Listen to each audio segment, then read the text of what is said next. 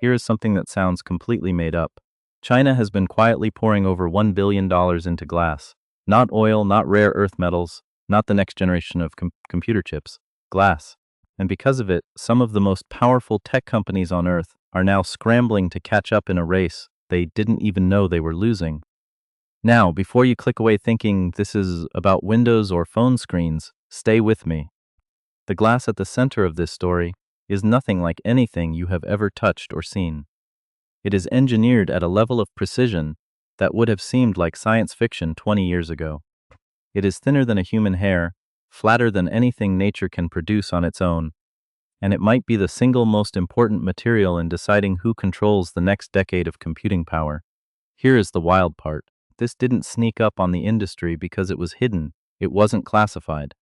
The factories being built, the patents being filed, the investment funds being deployed, all of it was public. It just wasn't being watched. Because for years, everyone who cared about the global chip competition was staring at the same thing. Transistors. Who can make them smaller? Who can print more of them? Who can push them to the next generation before a rival does? That conversation dominated the headlines, shaped government policy, and dictated hundreds of billions of dollars in investment decisions. And while that conversation was happening at full volume, a different conversation was happening quietly about the layer underneath the chip. The part that holds the whole thing together. The part that, it turns out, is now the most important battleground in the entire industry, and the part where the biggest early moves have already been made. That is the story. Once you understand it, the way you think about the chip competition shifts completely. To understand why glass has become such a massive deal, you first need to understand what it is replacing. Think about a big, modern city. Skyscrapers, subway lines, power grids, fiber optic cables running under every street. You can look at that city and appreciate how impressive it all is. The architecture, the engineering, the sheer scale of what humans built. But none of it functions if the ground underneath shifts. The moment the foundation moves, everything built on top is compromised. It doesn't matter how elegant the design is or how much money went into the construction. A shaky foundation is a problem that no amount of clever work above ground can fix permanently. Computer chips have a foundation too. It is called a substrate. It is the base layer that the chip sits on. It holds everything in place, routes electrical signals between components, and helps manage the massive amount of heat that chips generate when they run. For about 50 years, these substrates have been made from engineered plastics and resins. Layers of synthetic materials bonded together into something that looks, if you could hold it, a little like a very sophisticated and very thin piece of laminated material. Not glamorous, not the kind of thing anyone makes a marketing video about, but essential in the same way that concrete footings are essential to a building. For most of chip history, this was perfectly fine. Early chips were compact, the demands were relatively modest, and the substrate did its job without complaint. The problems only started showing up when the chips got dramatically more complex. And they got dramatically more complex because of artificial intelligence. The chips powering today's most advanced AI systems aren't single chips anymore. They are clusters of smaller chips, called chiplets, bundled together into one enormous, densely interconnected package. Engineers build them this way because it lets them combine different types of chips into a single system. Memory chips, processing chips, communication chips, each optimized for what it does best, all working together in one unified package that performs far beyond what any single chip could achieve alone. It is genuinely brilliant engineering, but it introduced a physical problem that only gets worse as the systems get bigger. Some of these chiplet packages now stretch beyond 8,000 square millimeters. Put that in your head. That is roughly the size of your phone screen. Now imagine that surface is packed with billions of microscopic connections, all trying to exchange data simultaneously at speeds measured in hundreds of gigabytes per second, while generating the kind of heat that would shut down a laptop in seconds. At that scale, the substrate underneath stops being a passive holder and becomes one of the most critical performance variables in the entire system. Here is where the flaw shows up. Plastic warps. It is simply not rigid in the way that truly matters here. When a plastic substrate heats up during operation, it expands slightly. When the chip powers down and cools, it contracts. That cycle happens thousands of times over the lifespan of a chip. Each individual cycle involves movements that are almost impossibly small, shifts measured in fractions of a millimeter, but at the scale of a modern AI chip package, with connections so fine they make a strand of DNA look like a thick rope. Those tiny shifts accumulate into a catastrophic issue. Connections that were perfectly aligned during manufacturing start to drift. Signals that should travel cleanly begin to distort. Performance degrades in ways that are inconsistent and hard to diagnose. In the worst cases, the microscopic connections break entirely and the multi-thousand-dollar chip fails. Engineers have spent years fighting this with clever design choices, tighter manufacturing tolerances, and increasingly sophisticated quality controls. Those approaches worked well enough when chip packages were smaller. But the next generation of AI chips is pushing into territory where those patches simply cannot hold. The substrate material itself had to change. The industry knew it needed an alternative, a material that could withstand extreme thermal stress without moving even a single micron. They looked at metals. They looked at advanced ceramics. They looked at exotic composites. But while the West was running simulations and weighing options, China quietly placed a massive billion-dollar bet on a material everyone else had dismissed as too fragile to ever work in high-tech manufacturing. They didn't just design it on paper. They started building the specialized factories to mass produce it. And by the time Western intelligence and tech analysts realized what was happening, the first production lines were already turning on, revealing an unsettling reality. Whoever controls this new material controls the speed of AI itself. To understand why this choice has sent a shockwave through the semiconductor world, you have to look past the word glass and look at the geometry of what is actually being engineered.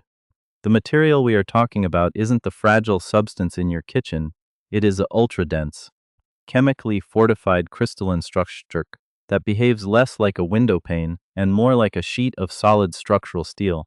When you look at a traditional plastic substrate under a high-powered microscope, it looks like a dense sponge. It has microcavities, uneven grain boundaries, and organic polymers that shift when energy passes through them. Glass, by contrast, is a perfectly uniform, amorphous solid. It has no internal grain boundaries, no organic compounds to degrade, and a surface roughness that can be controlled down to the width of a single atom. This atomic-level flatness changes the entire mathematics of how a computer chip connects to the outside world. On a standard plastic substrate, engineers use tiny copper bumps to connect the chiplets to the base layer.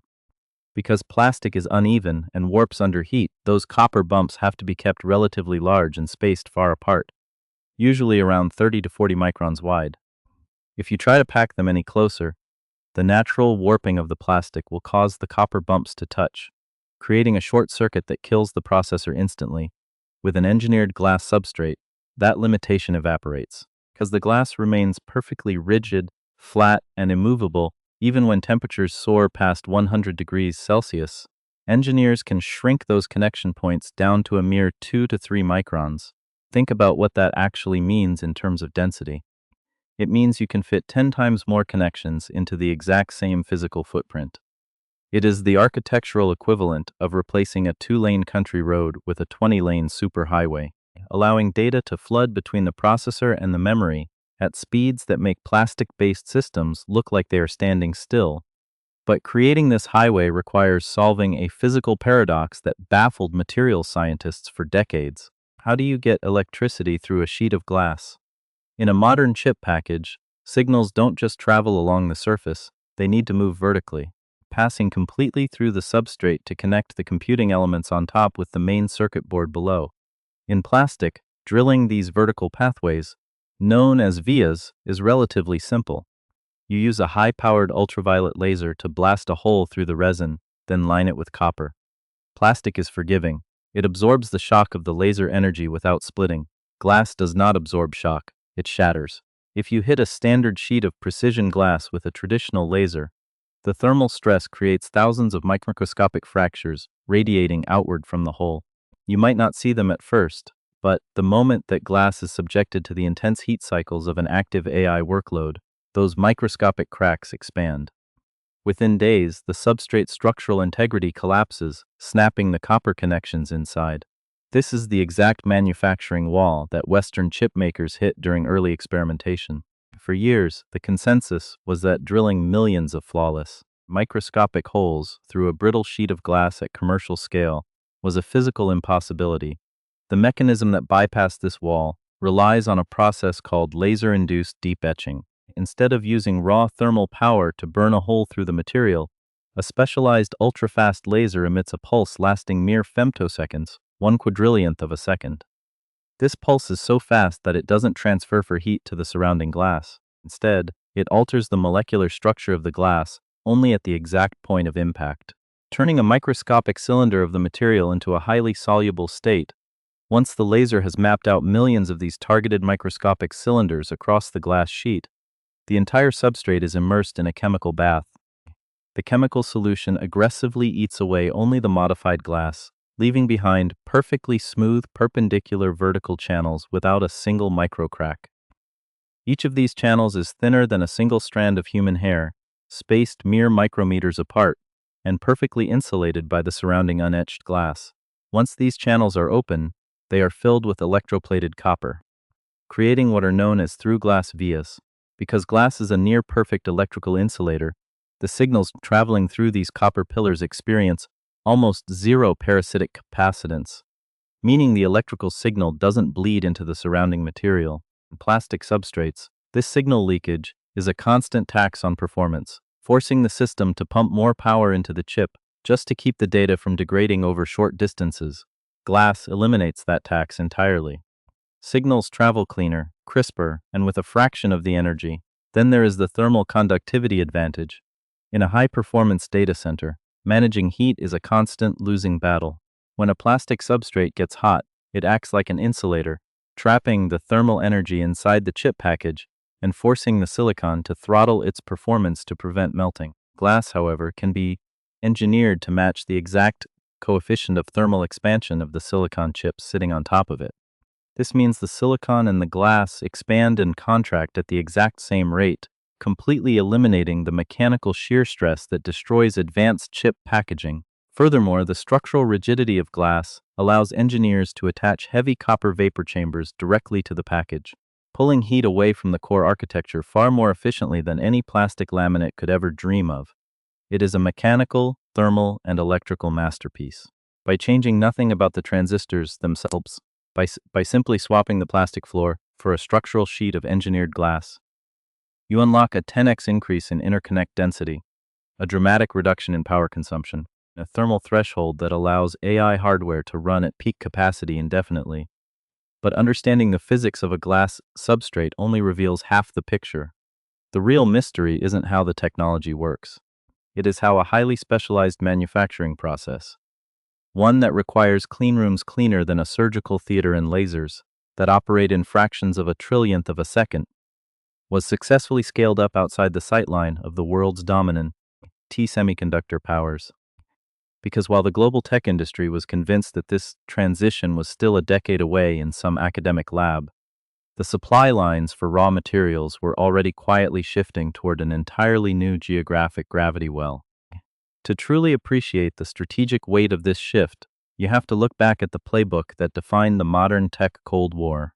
For the last several years, the entire geopolitical chessboard has been arranged around a single, massive assumption that you can control the future of artificial intelligence by controlling a tiny, hyper-specialized choke point in Europe. That choke point is a company called ASML, located in a quiet suburb of the Netherlands. They are the only company on the planet capable of building extreme ultraviolet, or EUV, lithography systems. These are the building-sized machines that use lasers to print microscopic transistors onto silicon wafers at scales under 3 nanometers. The Western strategy was simple, elegant, and ruthless. Ban the export of these machines to China, and you permanently freeze their ability to develop advanced computing power. For years, that logic seemed completely airtight. No EUV machines, no advanced AI, but that strategy relied on an old map of semiconductor physics. It assumed that the only path to a more powerful computer chip was to continue shrinking the size of individual transistors, a process known as Moore's law. For 50 years, that was the gold standard. If you made the switch smaller, the chip ran faster and used less power. But we are now reaching the hard, unyielding limits of physics. Transistors are currently being printed at the size of just a few silicon atoms. If you try to make them any smaller, electrons literally begin jumping right through the atomic walls, a phenomenon called quantum tunneling that renders the chip useless. This is where the entire paradigm shifts. If you can no longer make the individual computing switches smaller, the only way to get more power is to pack more of them together into a single system. And that means the bottleneck is no longer how fine you can print the circuit. The bottleneck is how fast you can move data between those separate pieces of silicon. The competition moved from the micro level of the transistor to the macro level of the package substrate. And here is the crucial vulnerability that the Western export controls completely missed. Manufacturing an engineered glass substrate does not require a multi-$100 million ASML machine. It doesn't rely on the hyper-restricted European or American supply chains. It requires precision glass chemistry, high-speed laser positioning systems, and chemical etching at scale. These are capabilities that can be built, developed, and optimized entirely from scratch within a domestic ecosystem if you have enough capital, patience, and a massive existing manufacturing base. Which brings us back to the unexpected underdog in this story, BOE Technology Group. For decades, the global semiconductor elite paid very little attention to companies that made television screens and smartphone displays. They viewed them as low-margin commodity manufacturers, fundamentally different from the high-tech fabs that produced logic processors. But a display panel factory is, at its core, a massive, highly optimized precision glass processing plant. For 20 years, companies like BOE have been mastering the art of handling massive sheets of ultra-thin, completely flawless glass. They figured out how to coat it, how to move it through automated cleanrooms without breaking it, and how to etch circuitry onto its surface at scale. When the semiconductor industry realized it needed to transition from plastic to glass substrates, the West had to start almost from scratch, trying to adapt silicon wafer manufacturing tools to work with large glass sheets. China, however, simply took their existing multi-billion-dollar display manufacturing infrastructure and tilted it 20 degrees to the side, repurposing their massive factories to produce semiconductor-grade substrate glass. This infrastructure overlap gave them a terrifying head start. While Western giants like Intel were spending years designing custom tools and building isolated pilot facilities, Chinese manufacturing consortiums were already running high-volume glass material tests, using the enormous cash flows of the display industry to subsidize the steep learning curve of semiconductor packaging.